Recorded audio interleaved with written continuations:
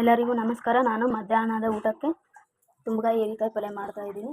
ಇವು 1 kg ತುಂಬಗಾಯಿ ಅಂದರೆ 4 ಎಳೆಯು ಇಷ್ಟುದ್ದ ಇದ್ದು ಎಳೆಯು 4 ಹೀರೆಕಾಯಿನ ಈ ಥರ ಹೆಚ್ಕೊಂಡಿದ್ದೀನಿ. 2 ಈರುಳ್ಳಿನ ಈ ಥರ ಸಣ್ಣಗೆ ಈ ಥರ ಒಣಗಿದ ಕೊಬ್ಬರಿನ ಹುರ್ಕೊಂಡಿದ್ದೀನಿ ಹಚ್ಚಿಕೊಂಡಿದ್ದೆ ಈ ಥರ ಅಂತ ಶೇಂಗಾ ಹುರ್ಕೊಂಡಿದ್ದೀನಿ. 4 ಗರಂ ಮಸಾಲ, ಬೆಲ್ಲ ಇದೆ ಅಂಗನವಾಡಿ ಬೆಲ್ಲ, ಪ್ಯೂರ್ ಬೆಲ್ಲ ಇದು, ಬೆಳ್ಳುಳ್ಳಿ, ಎಣ್ಣೆ, ಹರಳೆಣ್ಣೆ ಉಪಯೋಗಿಸ್ತೀವಿ ನಾವು. ಹರಳೆಣ್ಣೆ ಅಡುಗೆಗೆ ನೆನೆಸ್ತಾ ಇದ್ದೀನಿ. 1 ಕಪ್ ಶೇಂಗಾನ, ಕೊಬ್ಬರಿ,